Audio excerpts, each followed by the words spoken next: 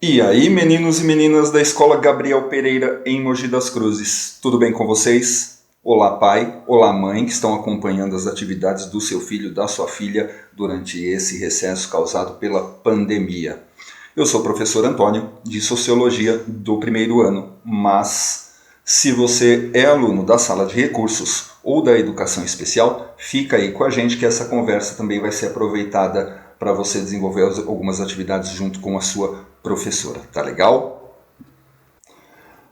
Falando aí para você, menina, menino do primeiro ano, 2020 deveria ter sido um ano de mudanças incríveis na vida de vocês, porque vocês deixaram o ensino fundamental e migraram para o ensino médio.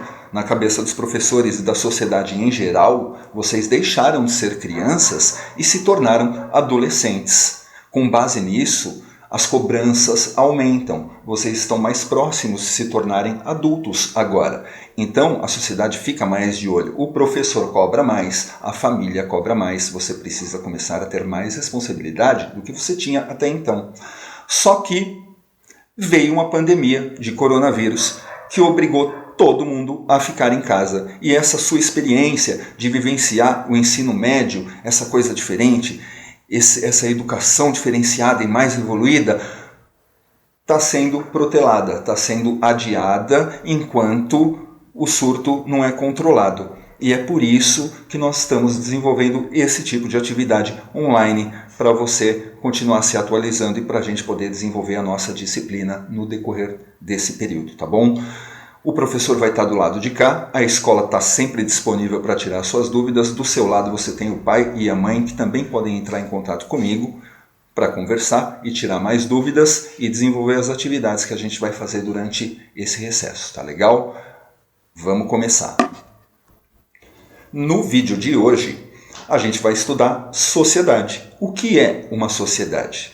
É um grande grupo de pessoas dependentes umas das outras e com necessidades em comum, compartilhando o mesmo lugar e o mesmo espaço. Não é difícil de entender. Quando você é criança, a primeira sociedade que você conhece é a sua família. Os seus irmãos, seu pai, sua mãe, seus avós, seus tios. Você é pequeno, tem poucas experiências e o que você conhece da sociedade são aquelas pessoas que convivem mais próximas de você. Então você cresce, é matriculado na escola e a sua sociedade se amplia. Além da família, você agora tem aquele monte de coleguinhas da sala de aula, você tem todos os professores, você tem os colegas das outras salas de aula. Você tem os alunos mais novos, os alunos mais velhos, alguns você tem medo, outros você respeita, outros você admira, alguns são crush, porque eu sei que vocês estão na fase do primeiro amor. E a sociedade vai crescendo, você tem o tio que te leva de perua para a escola, você tem o motorista de ônibus, a tia da merenda. A sociedade se amplia. E quando você passa dessa fase e se torna um adulto, a sociedade fica muito maior, porque ela inclui o seu trabalho, os seus colegas de trabalho, talvez da faculdade que você esteja fazendo, e todos os profissionais que você se envolve no dia a dia. O padeiro que te vende o pão, o mecânico que conserta o seu carro, o professor que te ensina a especialidade, o médico que cuida das suas doenças. Uma série de profissionais que formam essa sociedade. Um depende do outro, porque todo mundo precisa comprar um pão do padeiro. Então o padeiro consegue se sustentar, só que o padeiro também precisa arrumar o carro dele. E tem um mecânico para arrumar. E o mecânico compra o pão. Entende que está tudo interligado? É assim que funciona uma sociedade. E ela compartilha o mesmo lugar e o mesmo espaço. Quando a gente fala que uma sociedade compartilha o mesmo lugar, quer dizer que ela é uma sociedade com características diferentes de outras sociedades. Nós temos a sociedade brasileira.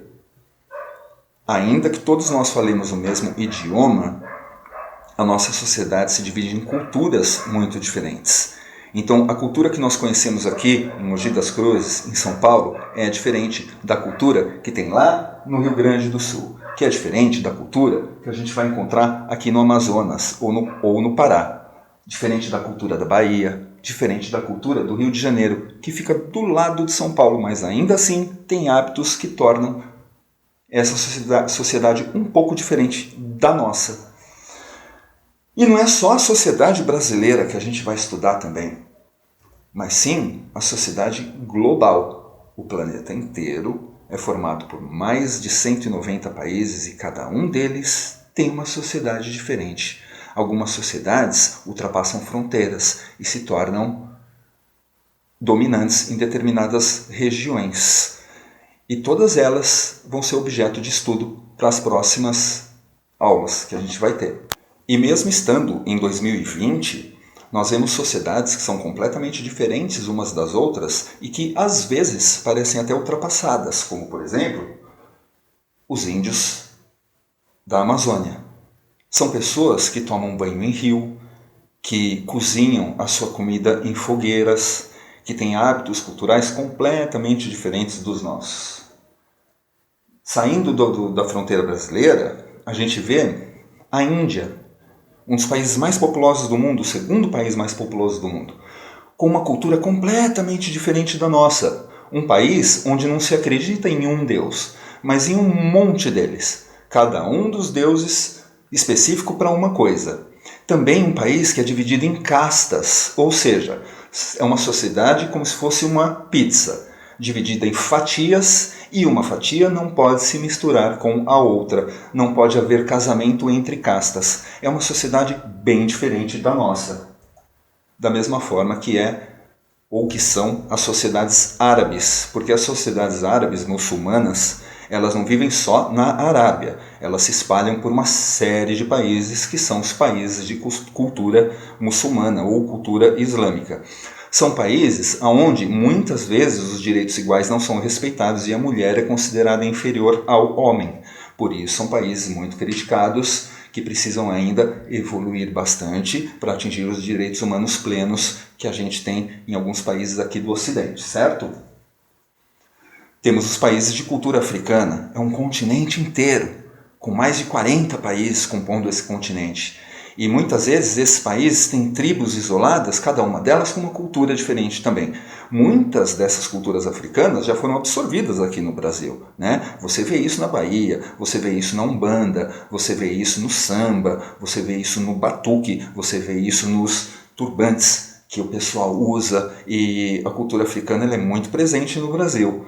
E trazida pelos escravos, infelizmente, mas que hoje é uma das culturas mais ricas que nós temos.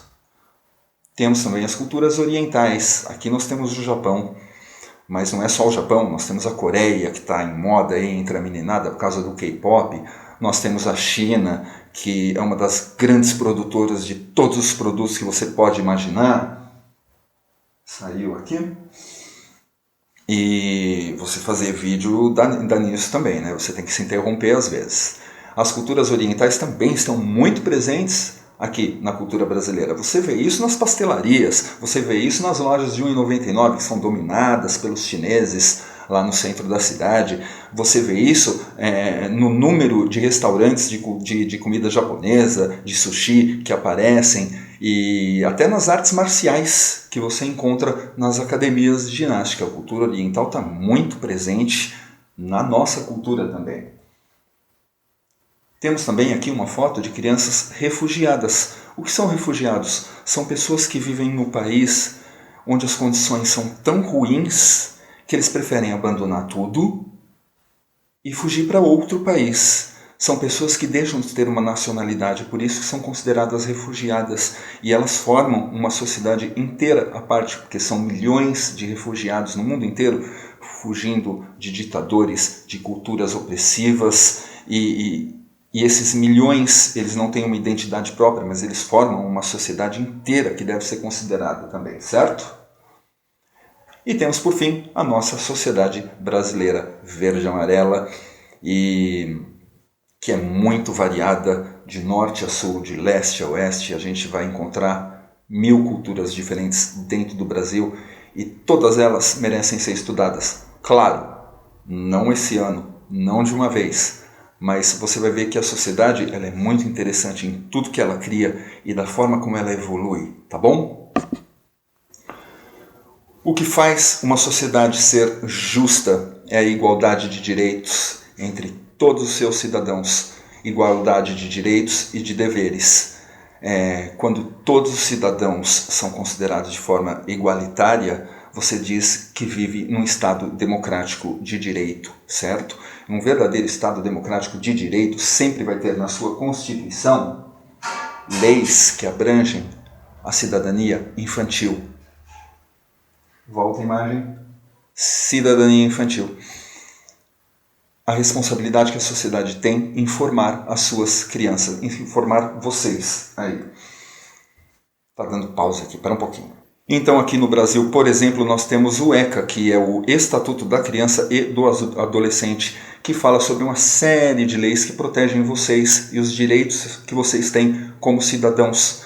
A criança é o futuro da sociedade, e quando todas as crianças têm o mesmo direito, não importa qual seja o seu estado social, a sua cor de pele, a sua religião, não importa de onde elas vieram, todas elas se tornam iguais. Nossa, professor, mas você está usando a imagem de um esqueleto para falar que são todos iguais. Sim, eu estou. E por quê? Vamos voltar aqui para o esqueleto. Olhem para essa imagem. Você não sabe dizer se esse esqueleto pertenceu a um homem ou uma mulher. Vocês estão ouvindo aqui essa figurinha, tá? Isso que dá gravar vídeo em casa. Às vezes a gente ouve uns barulhos estranhos, mas não é aluno gritando, é gato miando. Olhou para o esqueleto? Você não sabe dizer se é homem ou mulher. Você não sabe dizer em que país essa pessoa nasceu. Você não sabe nem dizer qual era a cor de pele dela. Não sabe dizer se ela nasceu na África, na Austrália, na China, nos Estados Unidos, no Brasil, no México. É um esqueleto. Com base nele, você não sabe dizer qual era a religião da pessoa, qual era a ideologia política dessa pessoa. Você não sabe dizer se ela cursou faculdade ou se ela era um simples trabalhador, porque é um esqueleto. Todos nós somos iguais por dentro. O esqueleto é a prova disso. Ele deveria ser o símbolo maior de igualdade entre as pessoas. Ok? Eu vou colocar lá no Classroom algumas atividades relacionadas a este vídeo. Não só para você, aluno do primeiro ano, mas para você da sala de recursos ou da educação especial. Atividades que a gente vai desenvolver aí no decorrer dessa semana. E daqui a um dia ou dois eu vou postar o segundo vídeo dessa série, tá bom? Um abraço para vocês, fiquem bem, #fiquem em casa.